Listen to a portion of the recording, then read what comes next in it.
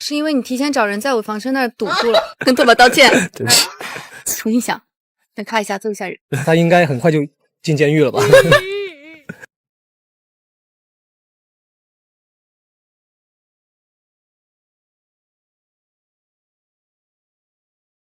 ？Hello， 爱奇艺爱聊专访的小伙伴们，大家好，我是王楚然，我是程磊。首先，请两位互相介绍一下对方在剧中的角色吧。楚然在剧中饰演的是一位所谓的妖妃，叫于婉音。她的性格是很勇敢，然后很聪明，然后又很善良的一个角色，就很可爱，很机灵。磊子他是在剧中饰演的是蛋总夏侯蛋，然后呢，他是大家口中的暴君，但是他实际上的就是本色，他是比较隐忍，然后很善良，然后也很有大爱的一个人。你们觉得自己的角色人生中最重要的3个关键词是什么？跳脱。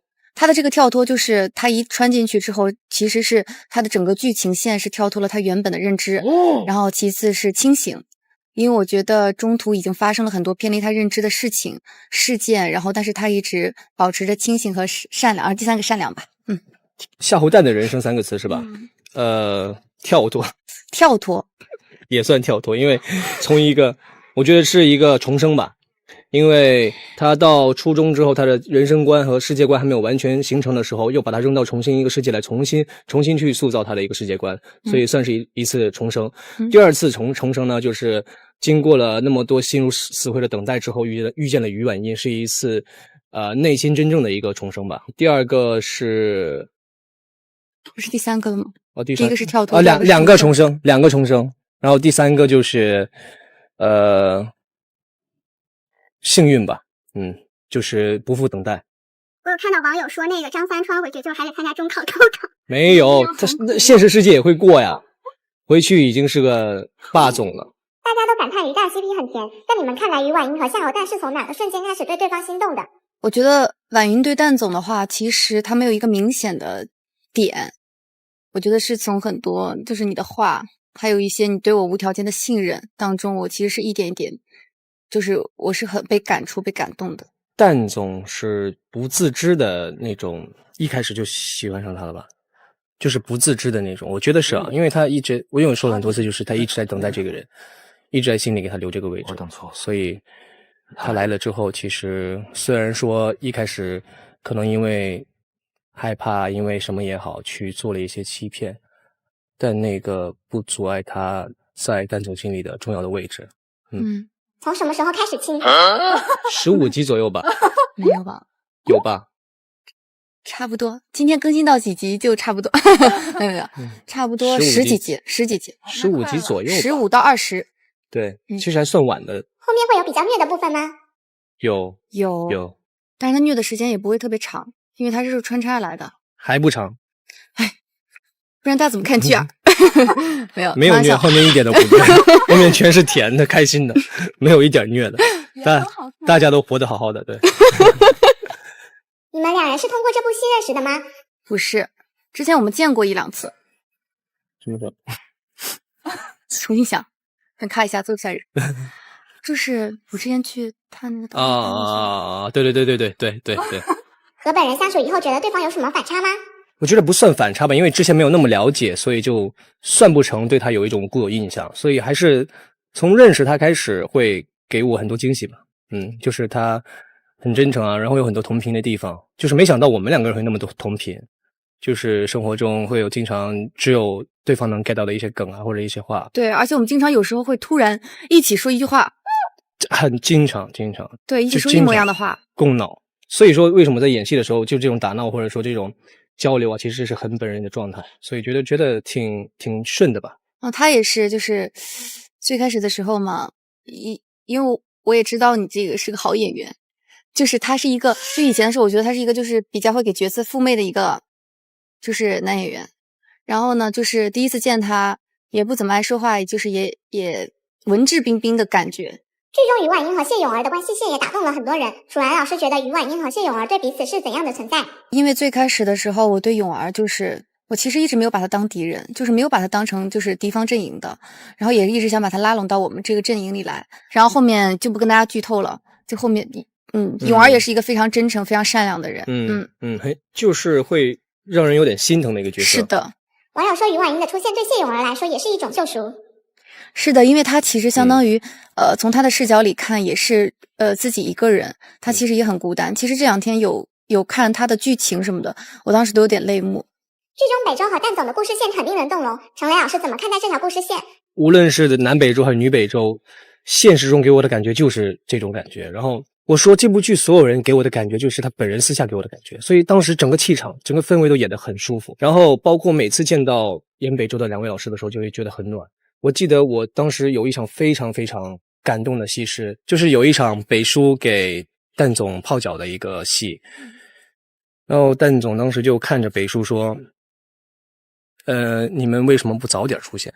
就这么一句话，然后就说你跟婉莹为什么不早点来，早点出现？哇，巨感动。就我那天早上起来就自己就很想哭，拍完之后就一直想哭想哭。是，其实我们这里面有很多剧情都是，你看剧本的时候就是已经感触很大了，然后对戏的时候其实就有几场真的就是很泪目，是的，很感动。前几天程雷老师发手失误被网友评价说，但凡失误一下就卡点成功了，对此有什么想要回应的？对，我看到那个评论了，我觉得拖还挺好的，起码有进步了，不那么想打车了。打车可还行。未来还会多拍吗？会多拍，会努力。楚安老师觉得，如果要哄拖把和狮子头一起看成何体统，谁更难哄？不会啊，像成何体统这么好看的戏，不需要哄。他们自己都打开电视。对呀，他还没回家呢，拖把自己把电视打开了。对呀，所以磊哥认识拖把和狮子头。对，见过。对，有幸见过。天天问我要爱奇艺会员。拖把拿他微信发消息给我说。对于网友称拖把是蜘蛛，楚安老师可以在线辟谣一下吗？当然不是啊，没法辟，因为是事实。跟拖把道歉。对不起。程雷老师可以用粤语复刻一下成何体统的经典语录吗？唔猜晚音，我叫張三，前塵種種，反倒猶如一場夢，直到你問出嗰句 How are you？ 原來嗰一切都係真嘅，我已經冇故鄉啦，你就係我嘅故鄉。挺好的。程雷老師在現場有教楚來老師粵語嗎？沒有。把書都放出來啦！以前我冇得揀，但係而家我想做個好人。哎呦我去，太是你自己不學。那我們今天可能採訪就學。來吧，教一下。你就係我嘅故鄉，你就係我嘅故鄉，我嘅故鄉，我係故鄉。又係唔係海維係嘛？海魚海維。假設劇情顛倒，如果是於婉英穿到王翠花身上，夏侯誕穿到張三身上，你們覺得會發生什麼？我覺得挺可愛的，我覺得婉英會挺可愛的，但總有點嚇人啊！如果他是純的夏侯誕穿到現代來的話，他應該很快就進監獄了吧？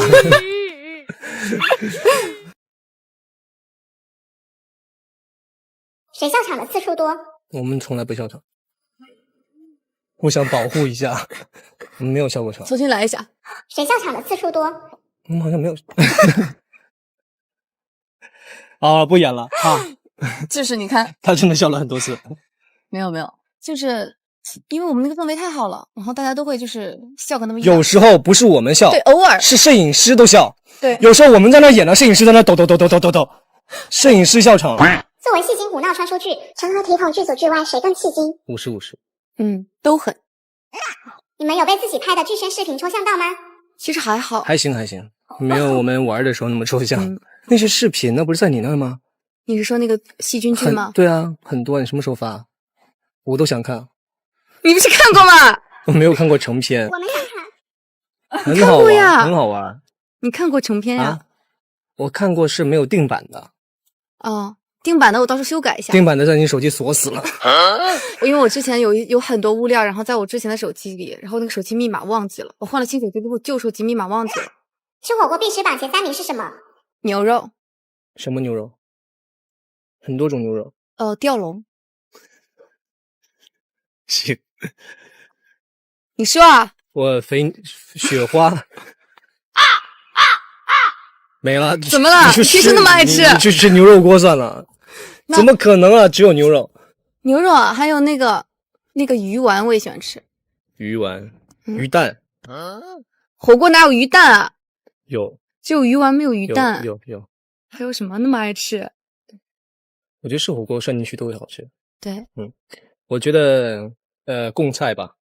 然後還有那個毛肚。对，毛肚。王楚然和陈磊的谁先回房车比赛，谁赢的比较多？我他赢的比较多，我都不怎么就偶尔吧，就是我们经常会做一些很无聊的那些游戏或者怎么样，但是上次是你赢了。对，就是他们拍花絮的那个。没有啊，因为你的房车更近。没有啊，是因为你提前找人在我房车那儿堵住了。但没堵住啊，你的也堵住我的了。你的人也不少。比过很多次。多次的。对，就是我们在现场，突然另外一个人开始加快脚步，然后旁边的人发现就会往前走，然后走着走着就开始变成快走，然后变成跑，然后变成快跑，变成狂奔。对方对什么样的夸奖毫无抵抗力？干嘛？因为我们经常会给对方一些夸奖吧，所以都挺那啥。说错人了吗？好像对骂比较多。夸什么？你来复刻一下。真行啊你！我真服了，挺厉害、啊，我真服了你了，这些算夸奖吗？挺厉害呀！如果于婉英、向火蛋此时此刻出现在你们面前，你们想对他们说什么？我说你别担心，他一定会来的。别担心，都会好的。然后你也会遇到那个对的人，然后那个人是你的灵魂伴侣，也是你的火锅搭子。最后，请二位安利一下成何体统吧。因为就是婉英的视角的话，她其实刚穿过来，把大家只是当成一个很简单的纸片人，就觉得我可以操控你们。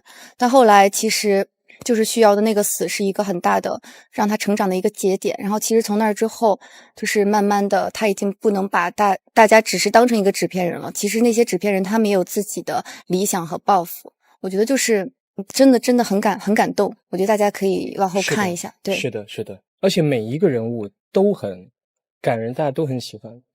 对，所以到后面会有更多的惊喜。你可以不解，你可以重金买断。我会出更多的钱让他们大放特放。我们这个剧的 BGM 配得很好听。别笑，干嘛？我们经常就是说下一个问题的时候停留在上一个笑点。再来一下，这个自己拿着吧。就是你先来。就是里面有很感人的。我们可以对不对？别装了，刚刚不是你递给我的吗？吴磊把这个也拿着。关一下镜头，快，处理一下私事。Hello， 神剧亮了的朋友们，大家好！我在《成何体统》当中饰演的是于婉英，我在《成何体统》中饰演的是夏无蛋。我们开场先玩一个暖场小游戏吧。机智大考验，每人说出3件事，其中2件是真的，有1件是假的。每人可以有3次提问机会来确认哪个是假的，最先找到假的那个人获胜。我今晚要去健身，一眼假。我昨天哭了，我昨天晚上。我今晚要去骑自行车，为什么第一个就一眼假啊？因为他每天都说自己要去健身。我今晚要去健身，我今晚要去骑自行车。刚睡醒。你们可以问对方3个问题来测试真假了。今天练哪个部位啊？练背啊。更假了。骑自行车路线是去哪啊？回家。骑到现场来了。现在对啊。哭肿了吗？眼睛？还不明显吗？很肿啊。不会3个都是假的吧？你跟谁去健身啊？好犹豫了。我健身教练。你刚才在哪里睡的觉啊？我回了趟家。你跟谁去骑自行车啊？不会是我一会儿会偶遇你吧？很有可能啊，饭店就这么大。那你们来说一下哪个是真的，哪个是假的吧。健身是真的。那睡觉是假的了？睡觉是真的，健身是真的，睡觉是真的，骑自行车是假的。有2个是假的2个假的，1个真的。那我觉得睡觉是真的。猜对了，对吧？但是这3个事情里，你不可能有2个是真的呀。怎么不可能？你不是每天都要健身吗？我说你。我。对。怎么不可能？因为我今天恰好打算不健身了。我每天要健身，但今天恰好打算不健身，所以我健身是假的。你没碰到我的时候，说不定我在偷偷努力。好，所以健身是真的吗？假的。对啊，所以一眼假，赵不希望哭了是真的。那今晚真的要骑自行车？对，我今天真的要骑自行车。我来公布下答案吧。楚然今天骑自行车是真的，陈磊刚睡醒是真的，2位都精准的猜对了。2位这次首次合作，之前对彼此的印象是怎样的呢？以前的时候就觉得他演技很好，长得很好看，外貌和才华都很好的一个男演员。接触了之后发现有一点偏差，就是比我想象中的更好一些。他本人会更有趣一点，很认真。谢谢。我都心虚了，他没给我钱啊，一会儿结一下啊。刚开始就大美女嘛，各方面都挺好的。接触下来呢，发现她反差很大，她很活泼，很多想法，很多思维，其实我们都能够有共鸣。我觉得这个很难得，两个人神神经经的地方都能玩到一块去，有重合的地方，我觉得这个很难得。特别是在她身上，我没有想过会有，以为她是那种清冷大美女，现在不是了。但两个人就会碰撞出那种神神经经的东西，就会越碰越神经。而且我们最开始的时候没有特别陌生，我们好像整个剧组没有那种需要熟悉的需过程，要磨合的那种过程，就很可爱，也很认真啊，这些都别剪掉啊，都要剪进去啊。也是一个非常非常有趣的人。你们私下会怎么称呼对方？东东，我会叫他东东，是吧？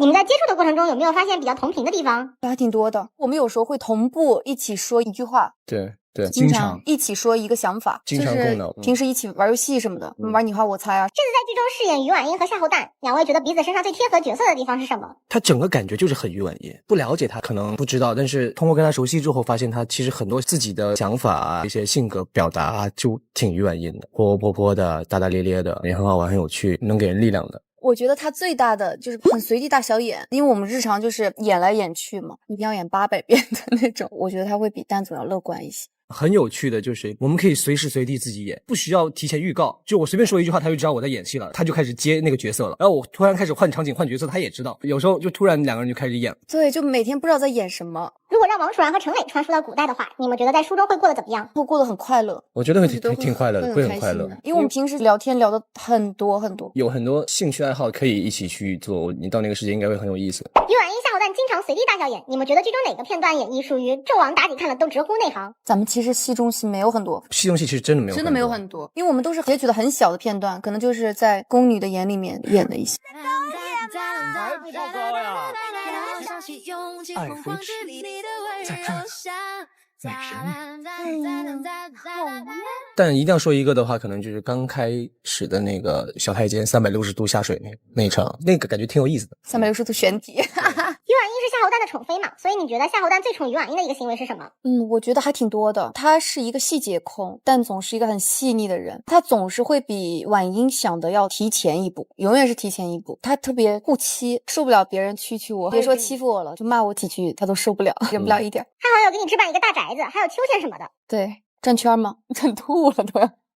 真转吐了，真转吐了。他有一天连续拍各种转圈圈，那一集刚他进宫，哇，好漂亮啊，哇，好华丽啊，哇，好安静啊什么的，每到一地方都转好多条。到晚上的时候真的有点我说实在转不动了。夏侯惇霸道宠妃是吃了几本霸道总裁的书呀？应该没有，因为他是个皇帝，他又真的爱他，只能护他了呀。他没有套路，他是一个真诚的人。他的套路反而是拙劣的，当他企图用学套路的时候，反而是好笑的小学生的。网上都说宠妃赛道是王楚然统治区，你怎么看网友对你的评价？哎呀，没有吧？这多不好意思啊！其实这个戏偏喜剧一点，就很少尝试过这种。但我觉得这个角色是跟我本人性格最贴的一个，我演起来就很开心。以后尝试一下喜剧吧。其实我们有很多路透名场面，大家都看完之后纷纷表示磕到了。两位比较喜欢哪场戏的设计呢？都挺有意思的呀，因为有意思的太多了。如果一定要硬挑一个的话，感觉对其他开心的时刻又不够尊重了。因为整个过程都是很开心的。我有看到你们俩拍两只小蜜蜂的戏，拍摄现场你们会笑场吗？好像笑了真的笑了。那是我们第一场戏，我们第一天就已经玩得挺熟的。第一天的第一场戏，我们那个时候笑场是因为我们做的所有动作都是一样的，对吧？当时好像就是就老是摸，就一直摸，然后也不停。他要猜一个输一个赢才能这样。然后我们总是出一样的，一直一样，但挺好玩的。第一天拍这种玩的戏，不会说拘谨怎么样，挺好的。那你们会玩游戏上头吗？就一下子胜负欲真的来了。我们胜负欲倒是有，但不会在那个游戏上。我们的胜负欲在抢下班。我们为了让对方留下做第一个下班的人，就是不择手段。我那天就差一个镜头，为了让他留下，我就跟他说，我一会儿告诉你一个秘密，就真的一个超大瓜，说的很详细，就线索啊什么说的很好，然后最后什么也没说。你们属于每天都会有这样的状态吗？还是偶尔会有？经常会有吧。对，两个人走着走着就突然加快脚步，但不只是收工这么积极啊，出工也是啊。有时候到现场的时候，自己走了还好，如果路上碰见了，那肯定得加快脚步。无论是上班还是下班都很积极。小学鸡。那剧播后你们追剧的话会发什么弹幕呢？咱们可以发表情包吗？我觉得语气词会多一些，就评论可能会少一些。哈哈哈哈，就这种。表情包肯定就发很多，还比较搞笑的，把那个屏幕刷满吧。如果让于姐和蛋总在微博上注册一个账号分享日常的话，你们的账号会叫什么名字？那就于总蛋姐，于蛋不是，那就于姐蛋总啊。于姐今天演了吗？蛋总今天头疼了吗？那你们账号会更新什么内容呢？我们日常的太多好玩的了，还有我们的健身房，我们每天都要健身的，在现场也是。工作不忘健身，所以你有时候在健身房看不见我，是因为我在现场已经见过了。对啊，别太劳累了。累了可以去吧台喝2杯。我们这个娱乐设施还是挺多的。假设于姐和蛋总一起回到现代，他们做的第一件事是什么？肯定拉着你去爱奇艺啊，去翻拍《成何体统》啊。出来之后干什么都行，只要在一起就好。你们之前有在爱奇艺追过什么剧吗？最近追的就是《白月繁星》、《黄标》啊，什么都看过。北上、白色橄榄树、哲远的。现在最期待的是《成何体统》。那就到时候用我们的新钻年卡来爱奇艺追《成何体统》吧。哇，这什么？年卡。哇，年卡，哇！谢谢啊，谢谢啊。那我们先拿个扇子聊。好，很好。驱他们，看着。哎呀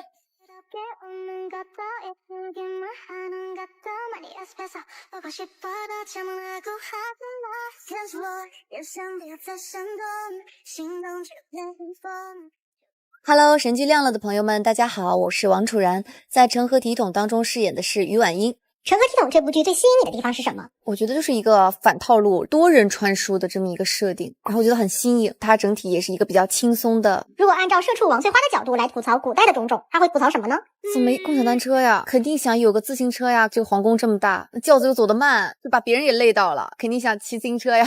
你是本人很喜欢骑自行车吗？对，因为我平时不拍戏的时候也会骑，我觉得很自由。于婉英张嘴就是个老演员了，一言不合就开演，演这部分的时候是不是演得很爽？我是演爽了，那不知道观众看的爽不爽呀？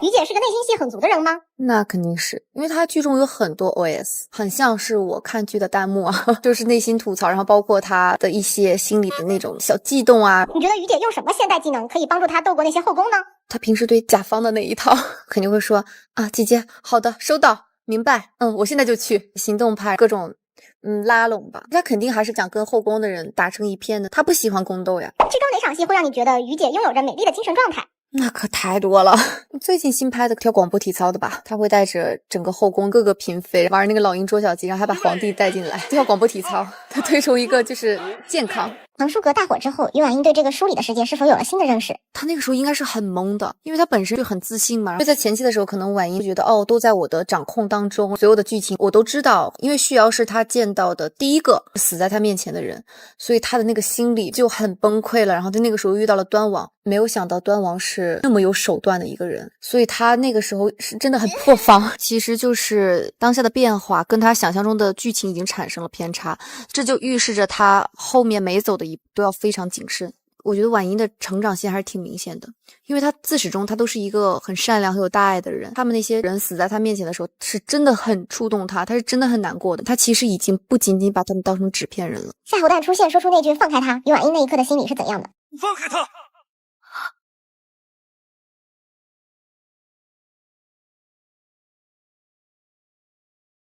因为蛋总是他当下唯一信任的人，所以就是会觉得比较心安吧，对他的出现也有一些意外。于姐醉酒对蛋总说出那句我好像不太乐意，你觉得这算是他潜意识里对蛋总是有好感的吗？是因为那个时候他已经喜欢上蛋总了，酒后吐真言嘛，他第二天就后悔了，第二天心想自己怎么喝了那么多酒。你觉得于姐在书中的这个世界有怀疑过蛋总吗？我觉得是有一些猜忌的。当时蛋总在东湖上说了一句话，他说牺牲一个人换得其他人的生存也是划算的。牺牲一个人换得其他人的生存也是没办法。我就会觉得这个人他好陌生，是我想象中的蛋总吗？因为我肯定是希望一个人都不要死，而在我心里他们已经不只是纸片人了，他们是一个个非常热血的学子，他们又是活生生的人，你怎么可以说这样的话？当时只是对他有些猜忌。听说你们剧组在收工后会比谁先上车，你们平时还有什么其他的小比赛吗？因为我们平时也会打游戏，也会玩你画我猜啊、飞行棋这种你画我猜，因为它有那个小程序，我们总是会玩一些奇奇怪怪的。如果说于姐是一个动物的话，你觉得她是高冷的布偶猫还是戏精哈士奇呢？我觉得得分场合吧，但他大部分都还挺戏精的。高冷，他其实也没有绝对的高冷，他有高冷过吗？他也没那么哈士奇，有点小戏精。如果可以自由安排时间的话，你心中比较完美的一天是怎样的？早上5点起来，先去看个日出吧，骑自行车看个日出，然后吃个早餐，回来小补一下觉，早上看会儿书，然后中午起来吃个午餐，下午打会儿游戏啊，就是不去健身是吧？晚上去健个身，想象很美好，一天把能干的全干了。最后请楚然用于婉英的语气录一个早安铃声吧。早上好，起床了，准备好迎接全新的一天了吗？好夹呀！我们也给你准备了一个小礼物，你来看看啊！什么？还有礼物啊？我觉得它很像你，毛茸茸的，很可爱。哇，毛毛，好可爱呀！这是什么小兔子啊？哇，好可爱，好可爱，好可爱，小兔子。对啊，我比较像兔子，你干嘛给我拿个猪啊？Hello， 神剧亮了的朋友们，大家好，我是程磊，是《成何体统》里的夏侯诞。当初看完剧本后，你最期待演哪场戏？很多，包括相认那一场，分别很多两个人一起嬉戏打闹，包括演癫狂状态的时候，整个剧情我都挺喜欢的，感觉会挺过瘾，挺好玩的。夏侯诞这个人物身上最吸引你的地方是什么？夏侯诞最吸引我的是他的经历和他对一个人的无条件信任和付出吧。其实《成何体统》这个剧有很多元素，有清洗，有权谋，有群像，有成长。你个人会比较喜欢剧中的哪个部分呢？都挺喜欢的，不同的感觉。清洗就是要开心嘛，其实全程都挺开心的，玩的比较开心嘛，又可以用现代人的方式去说话、聊天、开玩笑，我觉得还挺开心的。清洗的部分你们会加一些自己的即兴吗？会有吧，就个人的表达方式，比如说有时候眼睛瞟啊瞟啊，然后嘴巴撇一撇，这种都是个人揉进去的。夏侯诞的衣服普遍为深色系，少有几件是素色的衣服。你本人比较喜欢剧中的哪个妆造呢？都挺喜欢的，有一套黑紫的，还有一套红黑的，两套红黑的都挺喜欢的，大部分都是深色系，更有风感一些吧，贴合那个角色多一些。剧中的分批上位者和戏精癫公这两个人物状态，你演哪个状态会比较爽呢？上位者和癫公其实是同一种状态，是他演戏的一个状态，都挺爽。疯批的话可能比较费嗓子多一点吧。一般情感浓度比较高的戏，你都是如何处理的呢？就是去体验剧本，体验角色，然后去表达出来就好，没有什么特别的技巧去感受那个氛围，因为每个人生活经历中都有可运用的情感，因为他人物本来就很丰富，你只要去感受就好了，感受，然后把自己感受演出来就好了。夏侯诞这个人物很复杂，他既有因长期被欺压导致的阴郁疯批，也有来自现代少年的赤诚灵魂，你会觉得他比较割裂吗？表现形式上是割裂的吧，他割裂在于对不同对象吧，除了婉英之外，那个世界的人他一开始也尝试过把他们当作好朋友啊，把他们当作可以真诚接触的人，但后来他反复强调他们只是纸片人，也是因为他的的确确从小受过所谓纸片人的伤害，后来有时候会劝导婉英说他们只是纸片人，他们只是纸片人，并不是说他真的蔑视这些纸片人，而是因为他从小受过太多这种纸片人的伤害。少年感的就是其实很多是跟女主在一起的嘛，跟女主在一起了就很好玩啊，剧情也很好玩，只要放开了去玩就好了，就认真的玩，那你做这个事情我觉得看起来就会相对有少年感吧。那种是一个容易吃醋的人吗？是啊是啊，他挺容易吃醋的。你这是吃醋啦？是啊。那她是女孩啊，跟这个没关系。但是呢，他吃谢永儿的醋是因为他看到于婉英对谢永儿的态度有点像对自己的时候，并不是说吃他们俩亲密关系的醋，而是吃这个世界原本是只有我们的，我只有你，你也只有我，但现在你要把一个纸片人拉进来，同等的平分我们的关系。他觉得很多只有我们才知道的信息，我们的二人小世界，你要跟别人分享。你明知道谢永儿不是我们的同类，但是呢，你拿出了对我那么专属的态度去对他了，他吃的是这个醋。剧中夏侯诞和于婉英共同改写《亡国密语》，你个人觉得哪场权谋戏比较有燃点？权谋戏其实我们都是私底下蛐啊，我们都是在御书房蛐。有燃点的我觉得是于姐拉李云熙上来吼的那一句干他吧，我以前不会投降，干他！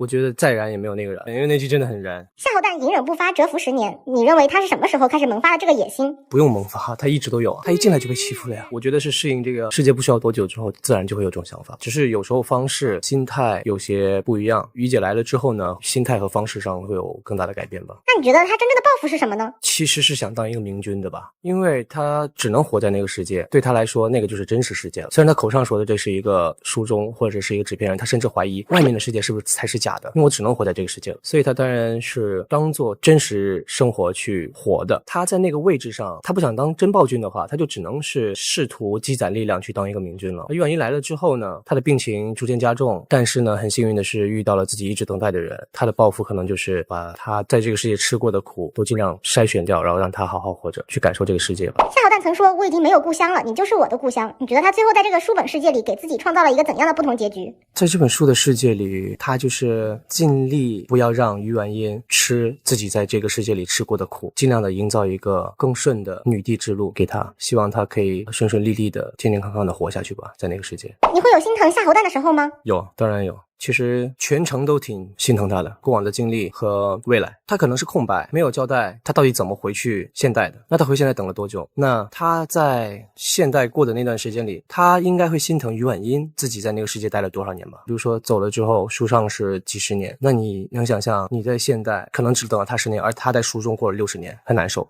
网友都说你超会眼神拉丝，自带暧昧氛围。知乎这么会的男的，到底谁在谈呀？对于这个评价，你有什么想要回应的吗？啊，别，就是在体验角色，就是正常。谢谢。生活中像蛋总一样拥有着美丽的精神状态是什么时候？就都会有那个时候吧，比如说大家上班上到很有压力，或者说会有现实生活中窘迫的情况的时候，都会想变成蛋总吧。在这部戏的拍摄过程中，其实感觉精神状态是美丽了一些，时不时会演上一出，时不时会开那种玩笑，特别是在片场休息的时候，我们就经常美丽一下。大家常说陈磊是个会秒变全熟红柿子的人，一般是什么情况会激发你，让你瞬间变红？我不知道，很多情况其实不难，热也会，有时候不知道什么原因就突然就会，可能我体质原因吧，就皮肤很容易红。你早期好像特别容易社恐，网上有个名场面，大家称之为机场拜佛。现在社恐的情况会好一些吗？对，会窘迫一些，现在好一些了。虽然大家一直高呼希望你古装扮永久，但还是有很多粉丝想看你演一些现代戏，比如高大文或者警察之类的角色。你对于现代戏有什么特别想尝试的角色吗？我这保持开放吧，都挺想尝试的，都可以啊，这几个我都挺喜欢的。通过一个角色被大家认识，逐渐开始有了更多机会。在现阶段，面对不同的机会，你会如何选择呢？就是有机会就很不错了，就别挑了。其实我一直争取保持有机会这个状态，其实就很难了。最后送给你一个小礼物哦，谢谢。什么？有没有觉得很眼熟？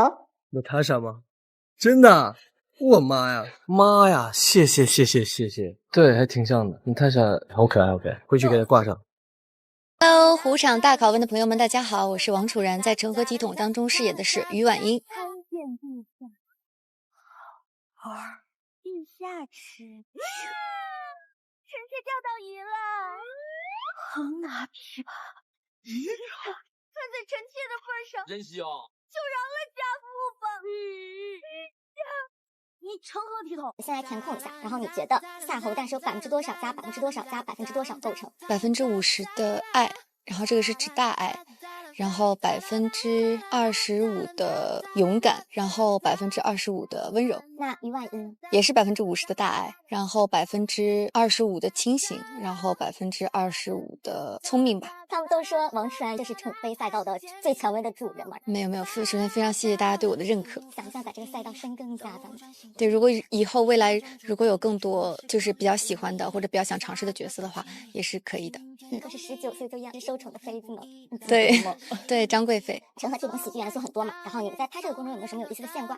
其实我觉得本身的剧本就已经很有意思了，就比如说现场会碰撞，有一些碰撞就是我跟磊子都会有一些，因为我们走戏的时候其实就会比如说自己有一些新的想法什么就会加进来了。他们都说可给你俩延上了，所以俩是白色主演。我觉得跟我们本人性格都还挺像的。那就是大火那段戏嘛，然后就是感觉你的情绪表达非常到位嘛。那你觉得那段经历对于失踪于婉言来说意味着什么？意味着就是第一次成长，我觉得那是第一次成长。就是刚开始的时候，他肯定是单纯想活下去，但是后面其实走剧情往下走的时候，其实他是已经不再把这些纸片人当成纸片人，然后他也觉得这些人就是跟他是并肩作战的，然后他也看到了这些纸片人身上很发光的点，然后他们也有自己的志向和抱负。其实是一点一点就是彼此感动吧。那还有更丰富的剧情。是的，都说看你们前面很搞笑，可别把我们骗进来杀啊，会这样吗？我觉得不会把大家骗，就是不会骗大家。对，但是后面肯定是会有一些虐点，但这些虐点不会很长。剧中你跟夏侯惇以及浩儿有互相确认了对方的现代人身份嘛？那如果现实中你和陈磊戴上面具为了互认，你会说什么？因为我们平时比较喜欢猪叫吧，而且比较喜欢就这些。就应该靠这个真的互认了是吗？对，你们俩昨天还一起走机场，然后又开始随地大小眼，你们是怎么互相认出了对方？因为我们没有想到自己是同一班飞机，因为那个应该是就是最后一班了，我们在休息室就碰到了。互相助教了是吗？没有，没有。你觉得以下哪个 tag 适配成为哈？我给你 tag。第一个抽象大王，适配100%，很抽象，他是梗王。那他在片上有做过什么让你觉得这也太抽象的事情？对，没有做过什么不抽象的事情。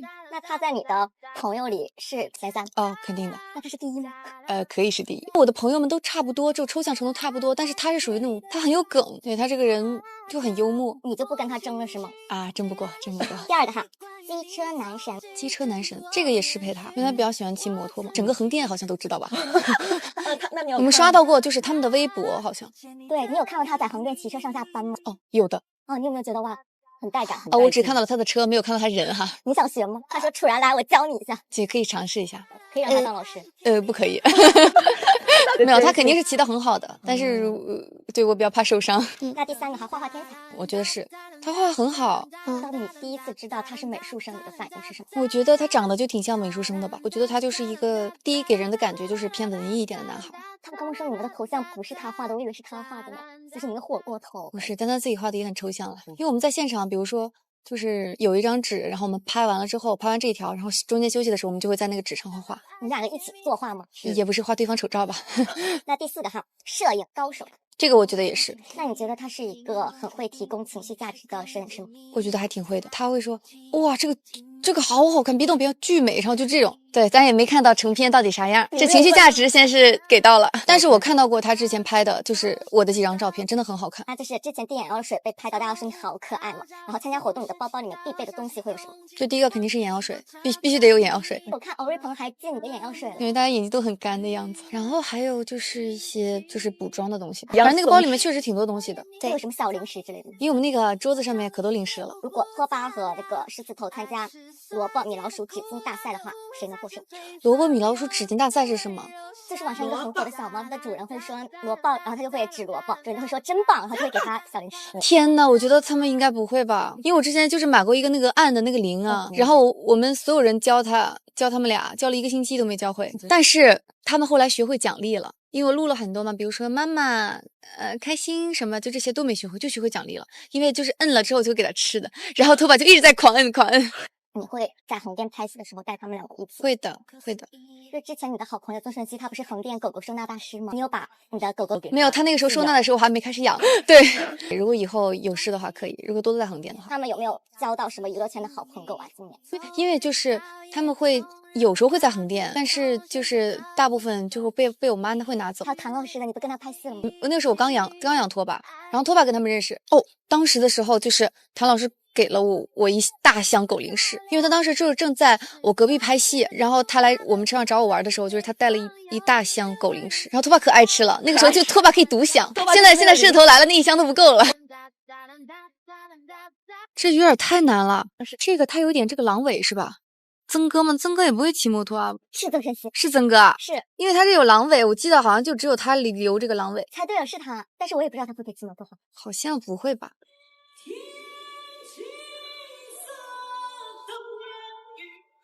是不是陈磊？你怎么猜出来的？因为他的手很红。他红温还能红到手吗？会，就是他经常红温。对，你看他虽然换场，但他手还是有点红的。不错。他们说他就是很适合演高高，我们有没有想跟他一起合作一部高高舞？对，以后有机会的话可以。这是谁啊？你提到过他刚刚？你提到过谭老师？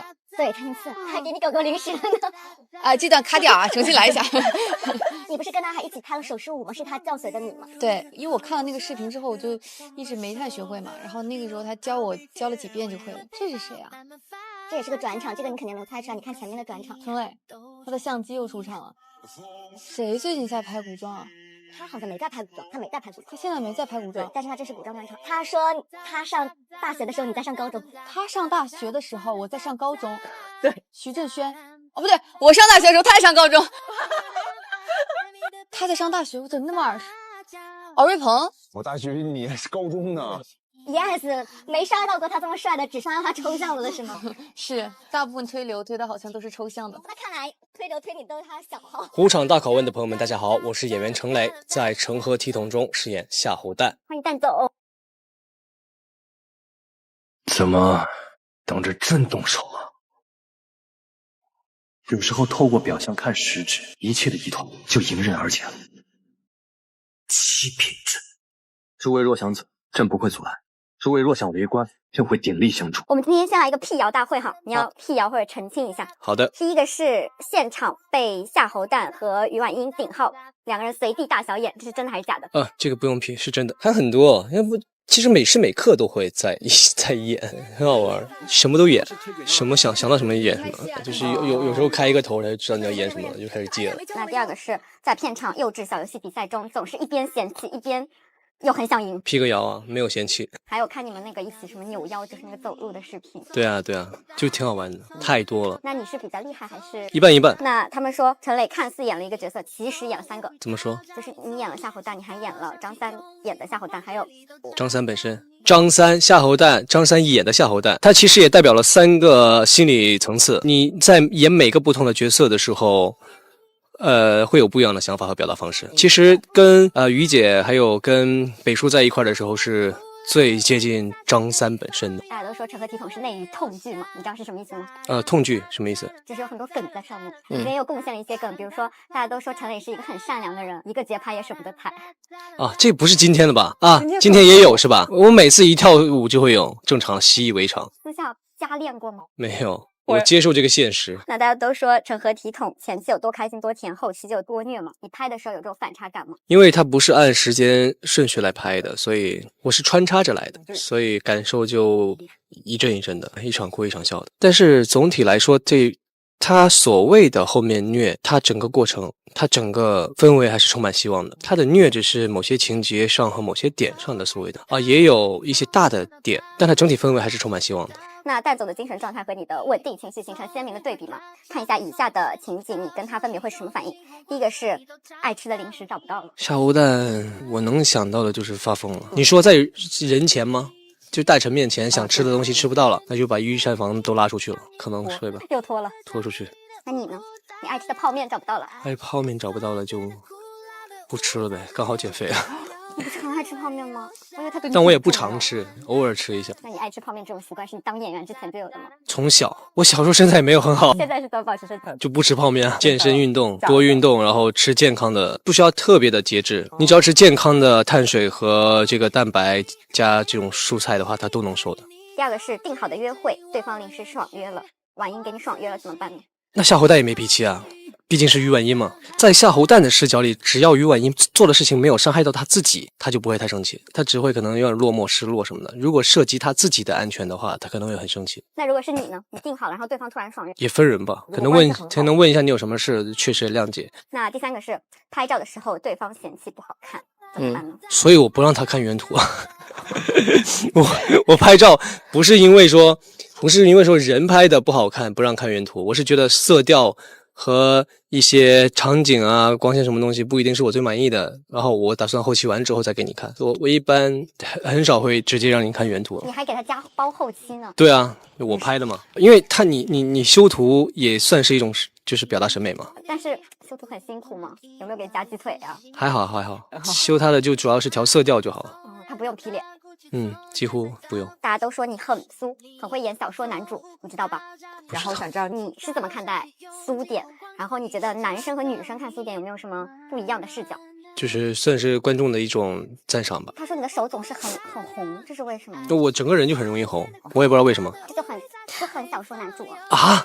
就是他什么一到冬天就是手红红的，但也不是这种红吧，就是很小说男主的那种苏点，什么骨节分明的手指，然后冻得通红。行了，别说了，听不得这些是吧？滤镜有点重了，现在剧本写得好。哇塞，这做的很好哎！这是在你的专业范围之内吗？这哪能看？这没有啊，这超出我的专业了。这哪能看出来是谁画的？那你就仅从审美的角度来看，很好看啊。但我没有接触过雕塑，所以我不太懂。那我给你关键词猜一下，他是谁哈？谁？他是一个00后的男演员。00后的男演员。对，然后他的审美也很好，大家都总是夸他审美很好。然后他有很多电影作品。易烊千玺吗？对。哦。你看到他这个作品，然后再联想到他，你会觉得是符合他气质的吗？很漂亮，很好看。这个太难猜出来吧？我真的没有看过，就是其他演员。这个画的很可爱，是偏漫画的对吧？然后画的很少女。画的是他自己的自画像。他自己的自画像。这是杨幂老师的。啊，真的？很惊喜，他画很好是吧？对，不漂亮。这张就是很可爱，很有童真。对，这个我好像知道，这是敖子的吧？我看过他发这些，画的挺好的。但是他平时就是那种搞抽象嘛，大家都想不到他是真能画画，对，很有反应。他也学过美术，画了一个夜景，两只蝴蝶，这是他的写生吗？在半夜在山上，还是拿照片画的海报？他给他的剧画的海报。他给他的剧画的海报，她是女演员，感受到是个女生，是谁？是陈妍希哦，美术好像。我看这个画的有点现代的可爱的兔子。是学设计的，好像是肖战。哦，我刚猜到了。你猜到了。你说学设计，对，他是学设计的，而且他还自己设计过 logo 啊什么的。这个整体就是疏密都很好，看起来就是专业的。这个应该是徐若涵了吧？他在现场有跟你切磋过吗？没有切磋过，但是他有给我画，他很快，他用简笔画3-5秒就能够画出来。他会经常就是画一些很简笔的画。画你也有画过我，这个也是吧？对，这个也是徐若涵的，画风还挺明显的。好吃哎，你们是真的吃哦？我戏比较多，带点道具可以吗？可以，啥都能带。就是肯定要先把那个手机带进去啊，然后把 WiFi 带进去，然后现在的美食，然后什么单车啊什么都带进去。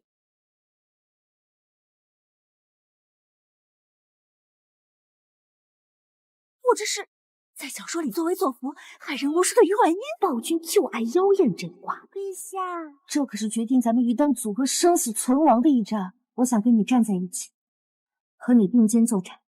Hello， 腾讯娱乐的朋友们，大家好，我是王楚然，在《成何体统》当中饰演的是余婉音。先带入一下余婉音的身份和语气，为我们自我介绍一下这个角色吧。我当然是后宫最大的恶人，是那个恶，饥饿的饿，就是一直在吃是吗？他比较爱吃火锅。说一下你跟余婉音的3个契合点吧。善良，比较乐观，然后适应能力还比较强。之前在影视剧中黑化病娇的瞬间有被网友爆浆嘛？那这次演余婉音妖妃的那一面是不是特别的过瘾？还不太一样，其实因为婉音她那个就是会比较做作的那种，我也是第一次演这种角色。那在哪一刻会觉得特别演爽的呢？还挺多的，因为我们这里面有很多大场面，然后很多情绪爆发戏，演下来都挺过瘾的。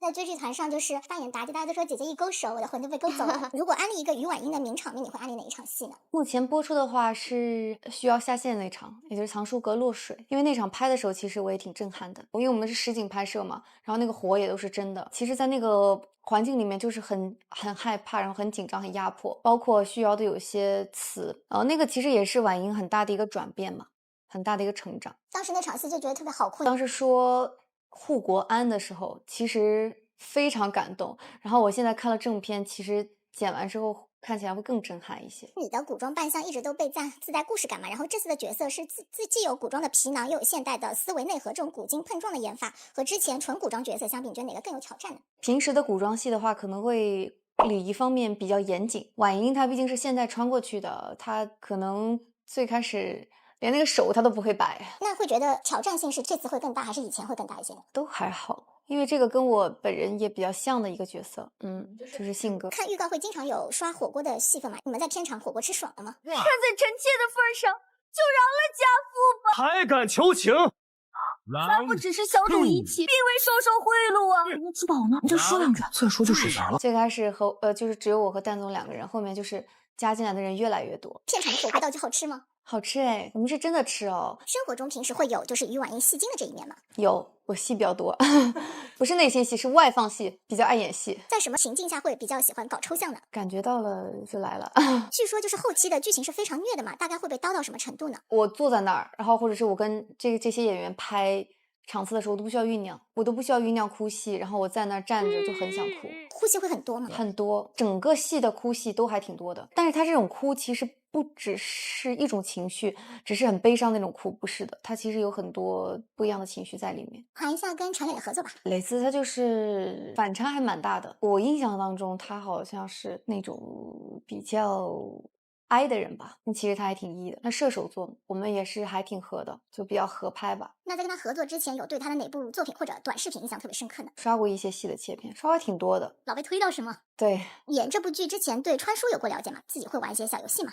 不会，但是我看过少量的穿书戏。如果可以自行选择穿书的场景或者背景，你自己希望是什么身份呢？比如说修真仙侠、游戏化的世界、架空的就是那种人兽神那种世界，或者现代都市背景。现代都市就算了吧，离我好像想比较近一些，我想去一些离我们现在比较远的地方，都还挺有兴趣的。如果你自己实现穿书，你希望自备哪3项技能？带点道具可以吗？可以，啥都能带。就是肯定要先把那个手机带进去啊，然后把 WiFi 带进去，然后现在的美食，然后什么单车啊什么都带进去。皇宫太大了嘛，你要带这么多的道具的？对呀，在里面行走不太方便，肯定要有一些代步工具嘛。这样带个百宝箱过去是吗？对的，就说了几次吧。爽是爽的，对，有时候没啥事儿，两个人突然间那个阀一打开了，也是就是笑的不停。可以有无限的布洛芬，可以有随时召唤同川人的一个能力。不看这个采访的人都给我拖出去！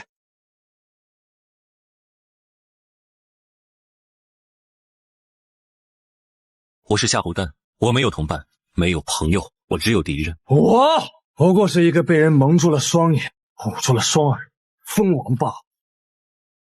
Hello， 腾讯娱乐的朋友们，大家好，我是演员程雷，在《成何体统》中饰演夏侯惇。那先带入一下夏侯惇的身份和语气，为我们自我介绍一下这个角色吧。我是人们口中的暴君，你要是不服我，那也没有任何办法。我是张三，一个穿过来的初中生。我到底发生了什么？为什么会在这里？那可以给我们还原一下经典台词。不看这个采访的人都给我拖出去！拖出去！拖出去！剧播以来有没有冲浪或者追剧，有没有印象深刻的弹幕或者热搜呢？更多是在剧本身的情节上，我会觉得又让我回忆到拍摄时间的那段快乐吧。比如说我们看到有网友说陈磊刀人的眼神就像爱神丘比特的一箭穿心，还有人说纯爱战神。算吧，某种意义上某种程度上是的。你觉得夏侯惇是一款很新的什么呢？很新的暴君，纯爱暴君。他既是暴君又是戏精，人设非常带感，就是你最欣赏他的是什么特质呢？同情更多，可怜更多。我最欣赏的是他能够保持吧，就是无论埋在多深处，他能够保持内心的那一份柔软吧。在哪一刻会觉得演得特别爽？更爽的是感受与身边人物的感情的时候，会有情感的释放。跟婉英啊，跟北叔啊，那是一种我真的在那活过的爽感。就觉得那一刻自己也活成了张三。很多时候就是在做自己。演这个角色的时候，当时就是10秒拖下去一房子的人，大家都说超绝逼 king 嘛。你自己当时有记得说了多少遍这个拖下去吗？你是说在那个庭院里那个吗？拖下去！拖下去！拖下去！陛下，拖谁呀？一起拖下去！就说了几次吧。过瘾了吗？爽是爽的，对，就是演戏嘛，就像夏侯惇演给大臣们看的一样，就相当于是我程磊演给观众看的一样。但是张三那一面是更能让我爽，真实情感那一部分。那有网友就夸这一幕是超霸气古装霸总天花板，过奖了。还有观众就说这个清场式的操作是属于武装版的人形扫地机，挺有趣的吧？就看不爽就拖下去，看不爽就拖下去。有网友建议这个剧名改为就是今天暴君又拖走了谁？我觉得成何体统是一个很好的名字，代表了整个氛围和整个精神主旨吧。如果让你用一个晋江体给这部剧改名的话，你会起个什么名字呢？我不改，我觉得成何体统很好，感觉就很对。透露一下这个正剧一共有多少个名场面吗？太多了，几乎每一集都有2-3个，最少2-3个。每个角色他都有自己的闪光点，不仅限于我们几个人中间，身边的人啊，学子啊，包括有些只能出现1-2集篇幅的角色啊，他们都有高光，然后都有自己的使命，都有自己的理想，并且最后都会有一个属于自己的结局。所以每一集它又会有很多高光，属于不同的角色。我们每次看到群像下线的时候，都觉得特别的好哭。你自己在演的时候，那一刻你会有憋不住的感觉吗？会有的，当然会有代入，然后就会心情本来也很澎湃。在画坊那一场戏，其实我有很多劝说的词嘛，其实自己演着也挺激动的。夏侯惇他刚穿过去的小时候，大家都觉得特别的可怜，你是怎么看待他的童年的呢？在我的视角里，我也是直接略过了他这个童年的，接触到这个角色就是他已经过完那些童年了，但是我会能想象和经常试着去体会他压抑了这么久和被欺压这么久的一种心情吧。在演古人皮现代魂的精分感的过程中，有没有偷偷加入自己的一些现代人的小动作呢？我不演古人就是现代人了，其实不需要刻意的去加一些现代的小动作。很多网友都会说，于婉英对于夏侯惇是一种救赎性的存在。是的。如果让你魂穿蛋总也穿越到这本小说里，你觉得你跟他谁会更疯？我穿过了呀，我演这个角色就已经算是穿过了，所以我觉得应该大差不差吧。第4重的穿越体验，其实就跟张三穿过去感觉是差不多，当然没他感受那么极致啊。在饰演这个角色的时候，其实能感觉到自己有一部分是那个样子，体会到他的那种感受，内心的感受。如果让你实现一个穿书，你自己希望能够自备哪3项技能？作为一个暴君，他已经有很多能力了，那我帮他再要额外的3个技能吧。可以有无限的布洛芬，可以有随时召唤同川人的一个能力，再有一个就是救死扶伤吧。对，因为很多其实人才啊途中很可惜。如果让你再选择一个传说的背景，你希望传说到什么背景呢？比如说，有的人喜欢仙侠、玄幻类的，豪门风云啊之类的，都挺有意思的。夏侯惇的精神状态是非常抽象的嘛？你回顾2025年自己做过最抽象的事是什么呢？没太多时间去完成一些抽象的事情，因为最近确实一直大部分时间都在工作。我觉得在成河体统度过那段时间，其实就所谓的挺抽象的吧，挺开心的。一直被夸演技派，这次演夏侯惇有没有开发新的眼神杀技能？当然，因为你体会到的人物是不一样的，所以他眼神自然是不一样的。我不会刻意的去设计，感受不一样，流露出来的肢体或者说表情，它就会不一样。像花瓣与跌入怀，宫廷相依捶胸的一些路透，当时就引发期待嘛。你哪一场对手戏是你们是笑场最多的？之前也有说你跟王楚然一对视就忍不住要笑，厉害。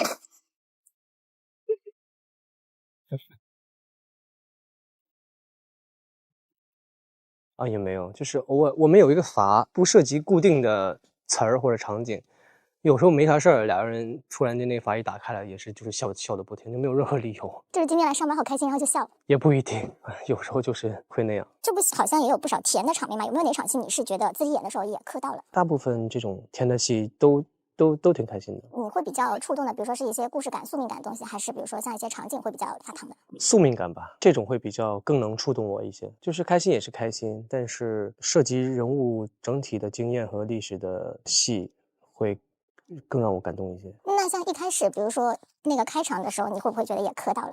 How are you? Fun. Thank you. And you. 不能说磕到吧，就是很有感触，能想象到、体会到等了那么久的一个人，他终于出现了那种感动。作为被演戏耽误的美术神，这次给成河体统有画手绘吗？我们有画过，我们新年自己设计了属于自己的小红包，然后给大家发了。期间好像也画过一些小手绘，然后这一次首播的时候，我也画了一个那个 SOS。春节也快来了，会考虑再画点什么吗？我会的，会尽力的考量一下画什么。如果可以许一个可以马上成真的新年愿望，会许什么呢？希望有更多的人能够喜欢成河体统，然后感受到成河体统的带来的开心和陪伴吧。